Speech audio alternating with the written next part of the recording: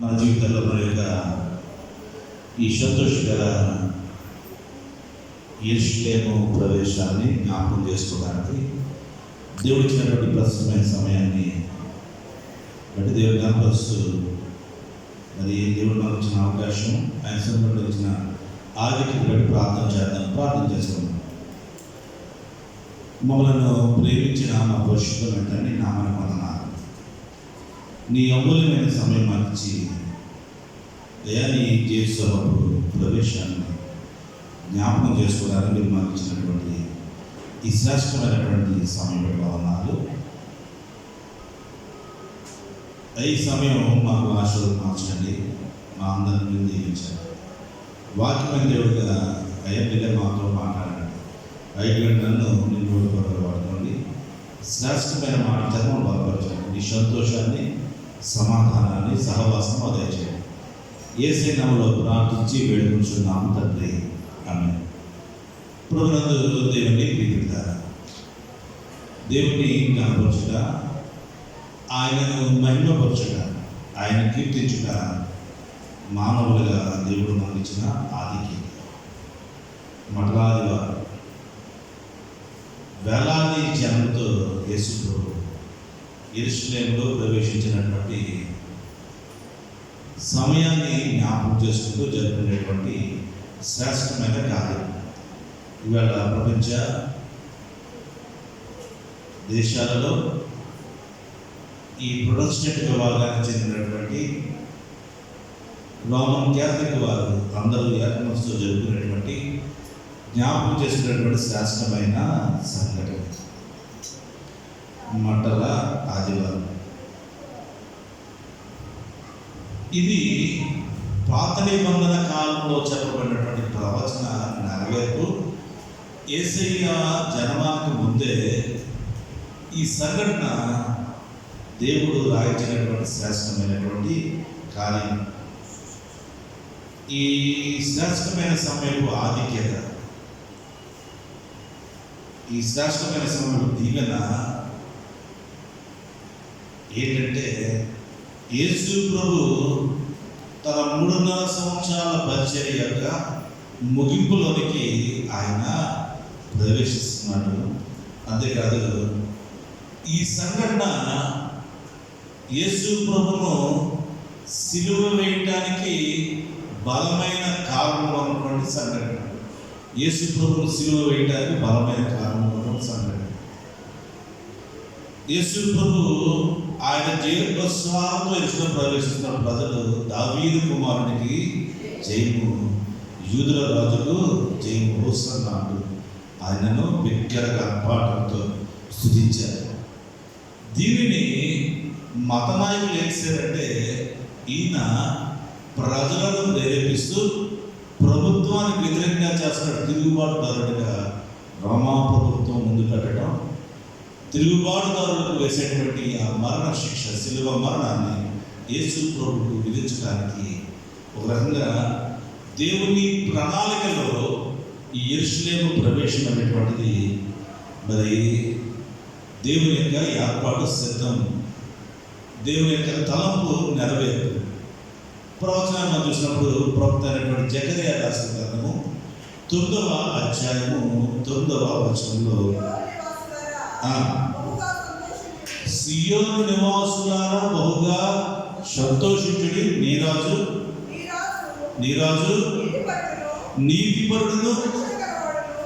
నీతిపరుడును రక్షణ కలవాడును దీనుడనై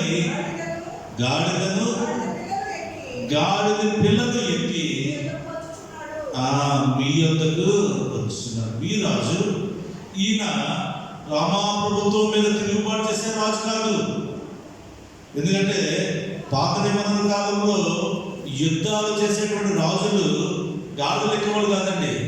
కొందరు గుర్రమును బట్టి, కొందరు రథమును బట్టి అతిశయిస్తారు. కాబట్టి రాజు అనేటువంటి వాడు యుద్ధాలు పెడుతున్నప్పుడు ఈ నెమ్మదిగా ఉండేటువంటి వాహనాన్ని ఎక్కడు. వాడు ఏం చేస్తాడంటే గుర్రాలు ఎక్కుతాడు. అయితే రథముల మీద తన యుద్ధాన్ని కంటిన్యూ చేస్తాడు. అయితే ఈ రాజు ఈయన భూపరమైనటువంటి రాజ్యంలో వచ్చిన వాడు కాదు. ఆయన సాత్వికుడు దీనుడై ఉండి నిన్ను నన్ను రక్షించడానికి మరి దీనత్వం కలిగినటువంటి గాత్వంలోకి ఆయన చేసిన ప్రయాణము మరి ఈలోక సంబంధమైనటువంటి ఆలోచన కలిగినటువంటి వారికి, ఈలోక సంబంధమైన అధికారం మీద ఉద్దేశం కలిగిన వారికి ఆటంకం ఉందేమో. అయితే నిజంగా దేవుని రాజ్యంలోకి ఎదురు చూసేవారికి ఇది జీవితాహు ప్రవేశంగా ఉన్నదని సత్యాన్ని జ్ఞాపకం చేసుకున్న ప్రేమతో మనవి చేస్తున్నాను. దేవుని వాక్యాన్ని అనుసరించి కొన్ని విషయాలు మనం ఆలోచన చేద్దాం. క్రైస్తవులుగా చాలా విషయాలు చెప్తూ ఉంటారు. అయితే ఇవాళ మనం కొంచెం అంటే మనకు తెలిసిందని కొంచెం ఆలోచన చేద్దాం. ఈ మట్టలాదివారం లేదా ఈ పామ్ సండే అనేటువంటి ఎందుకు క్రైస్తవ లోకానికి ప్రాముఖ్యమైనది ఆలోచన చేద్దాం. ఎందుకు దీనికి ప్రాముఖ్యత ఇవ్వబడ్డదో ఆలోచన చేద్దాం. దయచేసి లూకాసు సువార్త 19వ అధ్యాయము 36వ వచనం చదువుతారండి.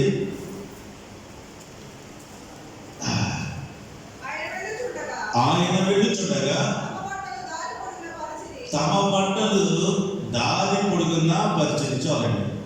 వాళ్ళు వేసుకున్నటువంటి వస్త్రాలు లేదంటే వారికి అయినటువంటి బట్టలు కూడా తీసుకొచ్చేసారంటే యేసు ప్రభు ఆ యెరూషలేములోకి వెళ్తున్నటువంటి మార్గాన్ని వేసారట. ఆ గాడిద మీద కొత్త వేసారంటే కొన్ని బట్టలు కొన్ని తీసుకొచ్చి ఆ వారి వేసే నడిచే మార్గంలో వాటిని వేశారు. బట్టలు అనే మాట స్పష్టంగా రాశారు. మనం వేసుకునేటువంటి వస్త్రాలు ఇవి ఏం చేస్తాయంటే మన హోదా చూపిస్తూ ఉంటాయి. డాక్టర్ గారికి వైట్ది వేసుకున్నప్పుడు మన హాస్పిటల్ వెళ్ళినప్పుడు వారు చూసినప్పుడు ఈ డాక్టర్ గారు అర్థమవుతారు. పోలీసు వాళ్ళకు యూనిఫామ్ ఉంటారు, లాయర్ గారికి ఒక యూనిఫామ్ ఉంటారు. అదే రీతిగా ప్రతి ఒక్కరికి ఒక వ్యక్తిగతమైనటువంటి వస్త్రధారణ ఉంటారు. రాజు గారికి ఉదాహరణ వస్త్రాలు రోజుల్లో అలా వారి స్థితి బట్టి వేసుకునేటువంటి వస్త్రాలు ఉంటాయి కాబట్టి వస్త్రాలు వేసుకుంటాం మనం కదా. వేసుకున్నప్పుడు నిజంగా నేను మామూలుగా చెప్తున్నాను, క్యాజువల్ బట్టలు కట్టుకొచ్చేస్తారు మీరు. కాబట్టి నేను జనరల్ అడుగుతున్నాను, మీ పక్కన నేను బాగా కనపడాలి, అవునా కదా? సెలక్షన్ చేస్తారు కాసేపు, అవునా కదా? కొంతమంది అయితే ఆదివారం ప్రారంభం వెళ్ళాలని శనివారమే సెలక్షన్ చేసుకుంటారు, రెడీగా పెట్టుకుంటారు. ఎందుకు? ఇది మన హోదా, మన స్థితి చూపించడానికి దేవుడు ఇచ్చినటువంటి ఆధిక్యత. పాస్టర్ గారు నేను వేసుకున్నానికి నాకు దేవుడు సంఘం ఎదుట లేదంటే సమాజం ఎదుట నా హోదా చూపించడానికి. నేను ఎంగి వేసుకుని రోడ్డు మీద భయపడినా, సిగ్గుపడ్డా, ఎందుకంటే ఇది నా వృత్తి. కాబట్టి వస్త్రాలు తీసివేశారంటే అంటే నువ్వు ఎంత స్థితిమంతుడు అయినా, నువ్వు ఎంత ఉన్నతమైన ఉద్యోగమైనా నీ వస్త్రములను నువ్వు విడిచి యేసు ప్రభు దగ్గరికి వచ్చారంట. ప్రభుత్వ యాక్చువల్గా కొన్ని కాంపిటెంట్స్ ఏమంటారు దీనిని, యేసు ప్రభు ఎదుట స్వీయ త్యాగము, క్రీస్తు కొరకు మన స్వకీయ సమర్పణ అంటారు. ఇదేంటంటే ఇది సెల్ఫ్ సాక్రిఫైస్. దేవుడి కొరకు మనం సమర్పించుకోవడానికి మనం ఏం చేయగలమంటే మన స్థితిని విడిచి దేవుడి దగ్గరికి రావాలి. ఆ ప్రజలు చేశారట, యేసు ప్రభును సంతోషంతో లోనకు లేదా నిరీక్షణ తీసుకువెళ్ళడానికి వారికి ఉన్నటువంటి స్థితిని తీసి యేసు ప్రభు పాదాల దగ్గర పెట్టారు. మనం పెట్టగలమండి? అవునండి. మట్లాదివారం ఇవాళ సరదాగా తిరుగుదామంటే చాలామంది రాలేదు. నేను ఏదైనా వచ్చింది కదా, మా బట్టలు చెమట పెట్టలేదండి అనుకున్నారేమో. ఏదేమైనా దేవుని గణపరచడానికి మనం ముందు ఉండాలి. ఆ ప్రజలు అదే చేశారు. కాబట్టి ఈ మంటలాధారం అనేటువంటిది క్రీస్తు ఎదుట మనం సమర్పించుకోవడానికి దేవుడు మనకు ఇచ్చినటువంటి శ్రేష్టమైన అవకాశం. మొదటిది. రెండవది, ఇది సకల ప్రజలకు పండుగ దినము. అక్కడ ఉంటుంది లూకాసు 19వ అధ్యాయము 37వ వచనం.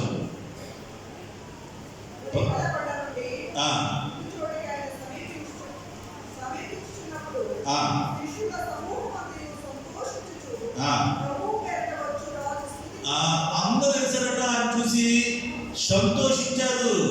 ప్రభు పేరున వచ్చేవాడు స్తుతింపబడు గాక. దేవుని బిడ్డారా, దేవుని పేరట జరిగే కార్యక్రమం కంటే క్రైస్తవ జీవితానికి సంతోషం లేదు. నా జీవితంలో దేవుడు చేసిన మేలు ప్రకటన చేయడానికి, ప్రచురం చేయడానికి దేవుడు నాకు ఇచ్చినటువంటి ధన్యత. ఇది సర్వ ప్రజలకు పండుగ దినం. దేవుని బిడ్డారా, కాబట్టి మనము ఈ నెట్ కాలం జరుపుకుంటాం. మొదటి రోజు అంటాం యాష్ ఫస్ట్, లేదంటే భస్మ బుధవారం. ఎందుకు వచ్చింది దీనికి పేరు? ఈ మట్లాదివార సమయాన మరి ప్రజలు వారి యొక్క పట్టణాల్లో వారికి వీధుల్లో సంచారం చేస్తూ మరి దేవుని ప్రజలు పరుస్తూ ఏమైతే మట్టలు పట్టుకు వెళ్ళారో అవన్నీ తీసుకొచ్చి స్టోర్ చేస్తారట. స్టోర్ చేసి వాటిని ఈ మండల కాలం ప్రారంభ దినాన కాల్చి బూడిద చేసి ఆ బూడిద శబ్ద తీసుకొచ్చి బయట ఒక బోల్లాండలు పెడతారట. ఈ ప్రార్థనకు వచ్చే వాళ్ళందరూ ఏం చేస్తారంటే లోనకు వస్తూ ఆ బూడిద తీసుకుని వారి తలకు రాసుకుని దేవుని సూచిస్తూ లోనకు వస్తారు. కాబట్టి ఈ మట్టలాదివారపు ఈ వేడుక, ఈ సంతోష పండుగ దినము, ఇది ఆ రోజుది కాదండి, సంవత్సరం పాటు జ్ఞాపకం చేసుకున్నటువంటి శాశ్వతమైనటువంటి సమయం దేవుని పెట్టారు. అంతేకాదు ఇది యేసయ్యను మా రక్షకుడిగా ప్రకటన చేసేటువంటి దినము, యేసు మా విమోచకుడని చెప్పేటువంటి శాశ్వతమైన సమయం. ఈరోజు మనం చదువుకున్న లోక మధ్య రాష్ట్ర 19వ మాట చదువుతున్నా.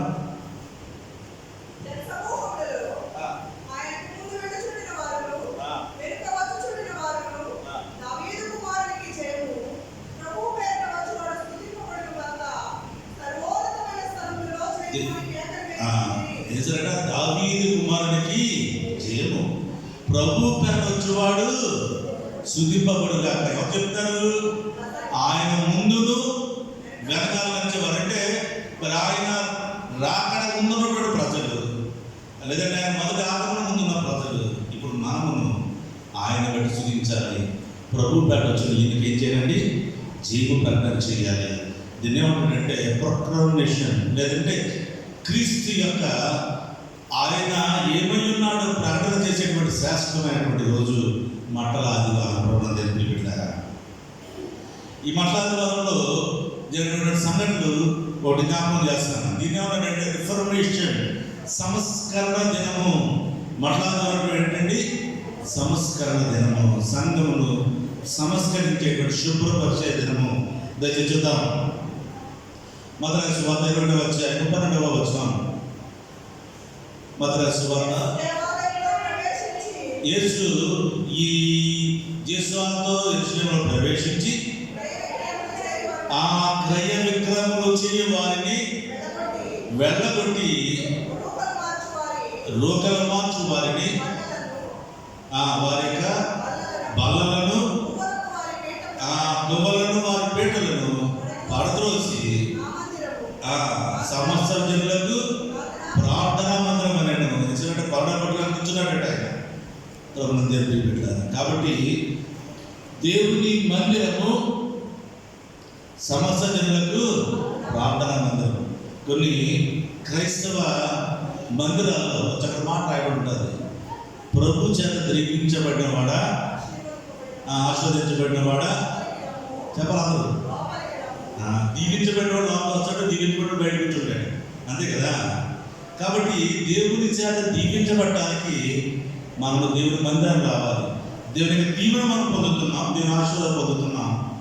అయితే బయట నిలబడి వారికి మనం ఉంటూ అన్ని ఆలోచనలు చెడు తలంపులు చేసేవారికి మనం ఉన్నాం. కాబట్టి దేవుని చేత దీవించబడి ఆస్వాదించబడ్డాడు ఏసండి లోనకు రావాలి.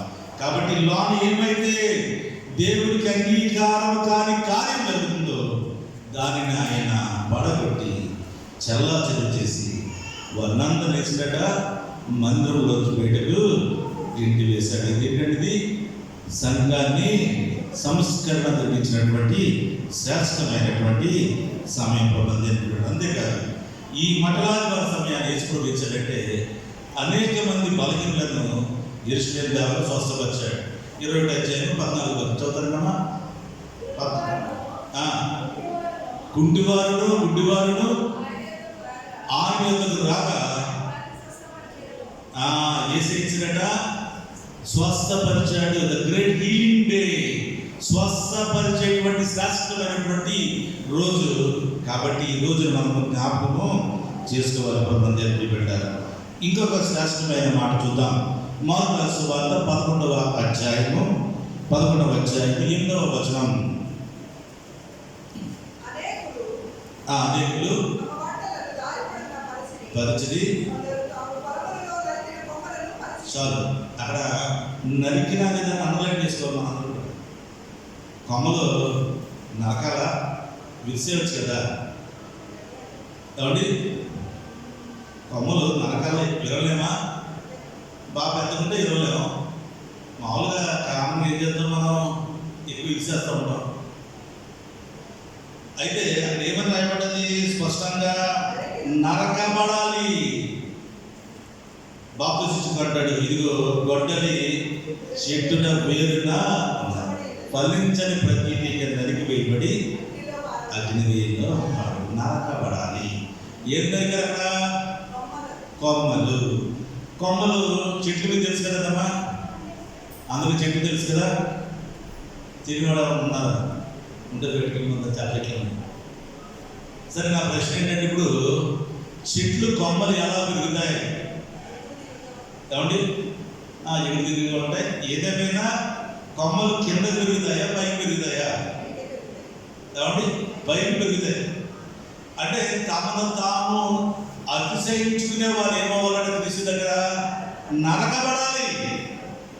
తమను తాము హెచ్చించుకున్నవాడు ఏమవ్వాలండి?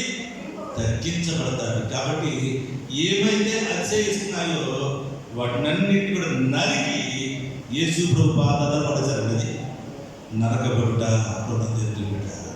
కాబట్టి క్రీస్తులో మనము ఎదిగి జీవించాలంటే, మన కుటుంబాలు వర్ధిల్లాలంటే, ఇప్పుడు మనం చాలా బాగుండొచ్చు కానీ ఏదో ఒకటి నాన్న దేవుడు, ఎందుకంటే క్రైస్తవానికి అర్థం లేదు. మన ఎన్ని వాక్యాలు దేవుడు ఏం చేస్తాడు ఎన్ని చెప్పుకుంటా ఉండి దేవుడు కన్నా కార్యం చేయకుండా అర్థం లేదు. దీనికి తగిన కాలం మందు దేవుడు మనల్ని హెచ్చించినట్టు ఆయన పరిశుద్ధమైనటువంటి బాధ ఏం చేయాలండి? దేవుడు అంటే తగిన కాలం ఉంది ప్రతిదానికి. కాబట్టి నీతిమంతుడు ఆశీర్వాదం కొరకు, బుద్ధిహీనుడు ఏంటంటే వాడు శాపం కొరకు వర్ధిల్లుతూ ఉంటాడు. పెట్టారు. దేవుడు నరికినప్పుడు ఇక దానికి ఏముండదండి? చిన్న మాట చాలండి. చిన్న మాటతో లేచిపోరు మాట, ఎంత మాట అవసరం లేదు. ఆయనకు ఆకలేసినాక దాన్ని తెస్తున్నాడు, అందరూ చెట్టు చూశాడు. ఏమండి? ఎవరు ఆకలేసి చెడు తప్పినట్టంట, ఏదో ఆకుతూ కాయ కూడా లేదంట. వాక్యంలో స్పష్టంగా రాయబడ్డది ఏమని? అది అంజూరపు కాయలు కాసే కాలం కూడా కాదు. కాలం కాని సమయంలో కాయలు కూడా ఎక్కడ ఉందండి. అయితే దేవుడు మనం అనుకోని సమయం అందరికి వచ్చినప్పుడు మనం ఫలించే వరకు మనం ఉండాలి. ఏసీఆర్ ఇంకేంటి ఆకలేదు కదా, ఇక నీ పళ్ళు అవ్వదండి ఏమన్నాడండి? నీ కాయలు అవ్వదండి చెప్పాడు. అంతే. ఏమైందంటే సాయంత్రం సార్ సృష్టి అంటారు, అయ్యా పొద్దున కాపాడడం సాయంత్రానికి. ఇంకా ఆ తినడానికి పడిన ఫలాలు చెట్టు ఉంటే ఎందుకు చేస్తే ఇది ఏమైందంటే కాయలు తింటే ఆయన చెట్టే మారంగా అయిపోయిందట. కాబట్టి దేవుని ఉగ్రత మన మీద పడుతున్నట్లు దేవుని భయం కలిగిన వారిగా మనము ఉండాలి. మనం హెచ్చించుకుంటే మనం దగ్గర బిడ్డ నరకబడతాం. కాబట్టి మండుతున్నటువంటి అగ్నిలో పడవేయబడతాం. కాబట్టి దేవుని దగ్గర మనమే నరుకునేవారుగా, మనం ఉపేక్షించుకొని మన సిలువను ఎత్తుకుని యేసు ప్రభువును వెంబడించేవారు మనం ఉండాలని యేసు ప్రభు ఆశపడుతున్నాడు. అంతేకాదు, ఈరోజు వాక్యం ద్వారా చెప్పి మాట్లాడుతూ ఉంటాడు. కట్టబడినటువంటి గాడిద విప్పాలట. మనము చదువుకున్న లేఖన భాగం వెళ్దాం. పక్కన సువార్త 21వ అధ్యాయంలో ఆ మాట ఇది 3వ వచనం 4వ వచనం చూడమ్మా.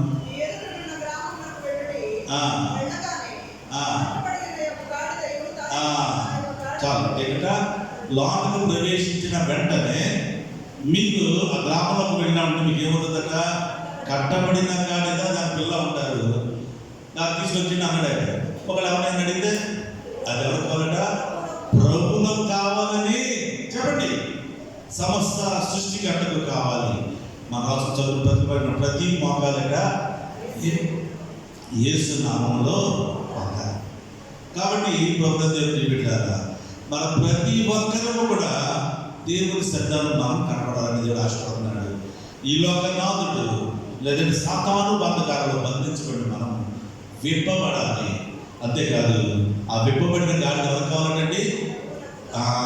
కాబట్టి సాతాను అనేటువంటి వాడి చేత బంధింపబడిన మనం విప్పబడాలి. మనం ఎవరు కావాలండి? ప్రభువులకు కావాలి.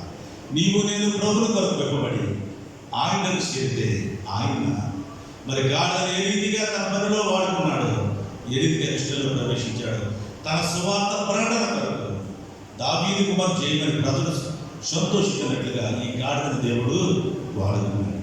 మరి మనం కూడా విప్పబడి క్రీస్తు వెంబడిస్తే మనం కూడా దేవుడు కరపత్రం వలె మనం కూడా దేవుని ప్రచారకర్తగా దేవుడు వాడుకుంటాడు. ప్రభుత్వం దేవుడికి పెట్టారా, దేవుడి పని చేస్తాడు.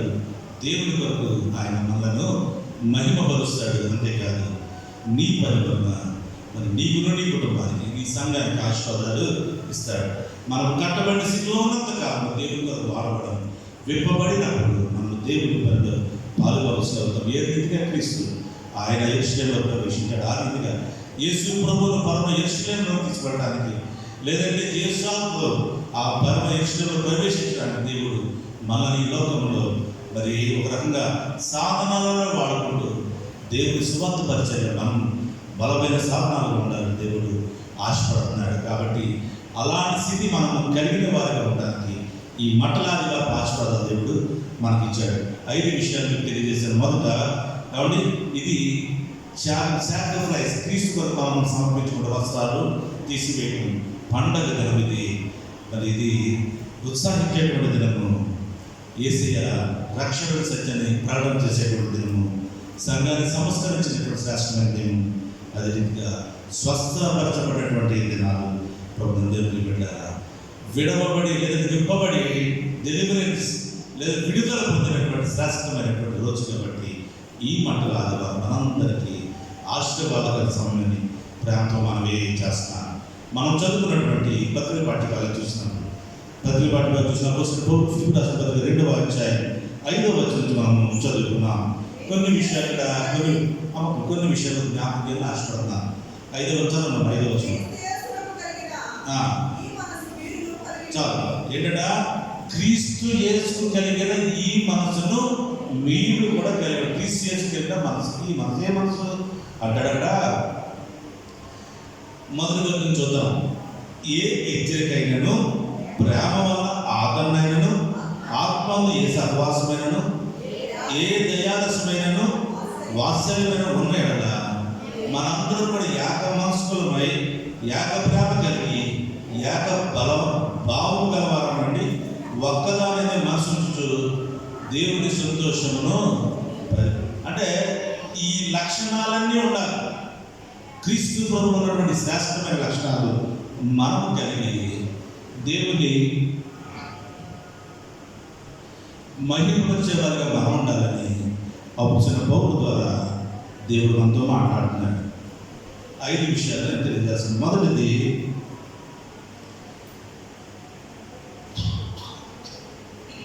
ఐదు విషయాలు మనము ఆలోచించాలి. తన్ను తాను తగ్గించుకున్నవాడు ఏం చేస్తాడట? హెచ్చించబడతాడు. ప్రత్యేకించి తన్ను తాను తగ్గించుకున్నవాడు ఏం చేస్తాడంటే ఇతరుల గురించి ఆలోచిస్తాడట. ఏం చేస్తాడంటే నా మాట అర్థమైంది కదా.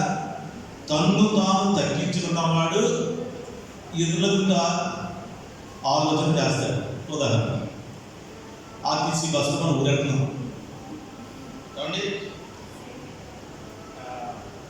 బస్ ఫుల్గా ఉంది, మీకు ఒక సీట్ దొరికింది కాబట్టి మీరు చూడండి, సీట్లో కూర్చున్నవాడు పక్కన ఖాళీ ఉండి కూడా కూర్చోడానికి అవకాశం ఉన్నారు. మీరు ఏం చేస్తారండి? ఇస్తారండి. ఎప్పుడన్నా మీరు ఇస్తే చాలా మంచోడు. ఏదో ఇంకా ఇంకా ప్లేస్ ఆక్యుపై చేస్తే కూర్చుంటాం. అవునే కదా?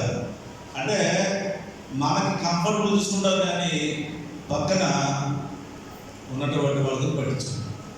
అయితే ఇక్కడ అంటాడు, తగ్గింపు మనసు కలిగిన వాడు ఏం చేస్తాడట? ఇతరుల గురించి ఆలోచన చేస్తాడు. తన్ను తాను తగ్గించుకున్నవాడు ఇతరులకు మంచి కోరుకుంటాడు. చూద్దాం వాక్యం 2వ అధ్యాయం 5వ వచనం. క్రీస్తు యేసు కలిగిన ఈ మనసు మీరు కలిగి ఉండి ఆయన దేవుని స్వరూపం కలిగిన వాడయుండి దేవునితో సమానంగా ఉండడం విడిచిపెట్టడం భాగ్యం ఎంచుకోలేదు, కానీ మనుషుల పోలికగా పుట్టి తన్ను తాను రిక్తునిగా చేసుకుని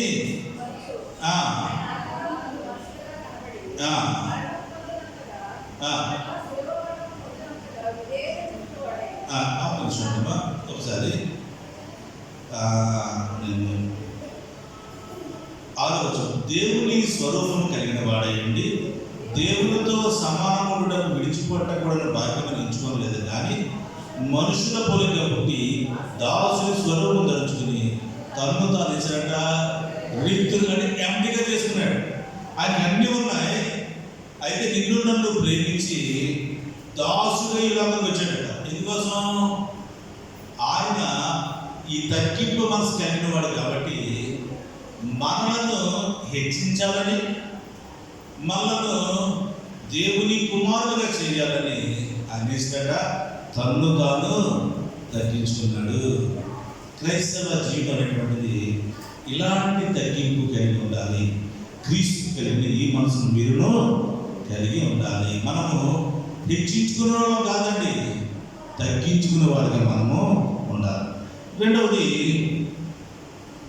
తగ్గింపు స్వభావం కలిగిన వాళ్ళు ఏం చేస్తారట? ఇతరులకు పరిచర్య చేస్తాడు. ఏం చేస్తాడండి? సర్వీస్ చేస్తాడు. ఉదాహరణ,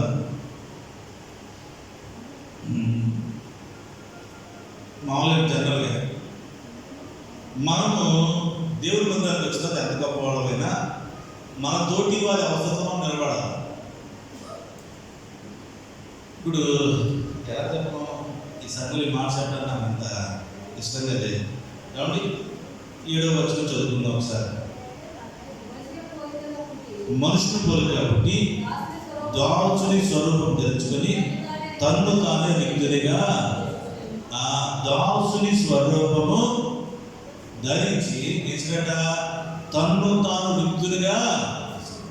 ఇప్పుడు నువ్వు ఊరు వెళ్ళాలి, నీ దగ్గర డబ్బులు లేవు, అప్పుడు ఏం చేస్తావు? నువ్వు పక్కన అడగడమో దారి మీద పెట్టడం కొద్దిగా తీసుకెళ్ళాడు.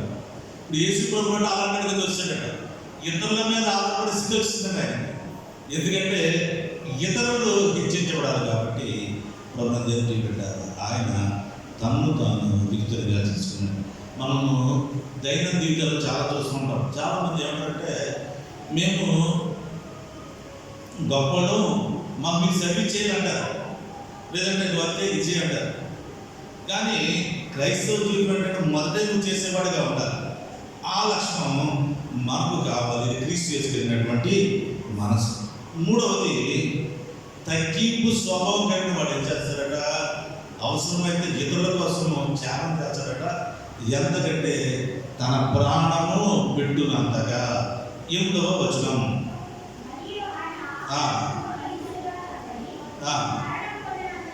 మరణము పొందునంతగా, అనగా శిలువ మరణము పొందునంతగా విధేయత చూపిన. శిలువ మరణము అంటే ఏంటంటే, శిలువ మరణం అంటే ఏంటంటే అవమానం, ఇది ద్రోహం, ఇది హేళన, ఒళ్ళంతా మరి గాయాలు చేయబడిన పరిస్థితి.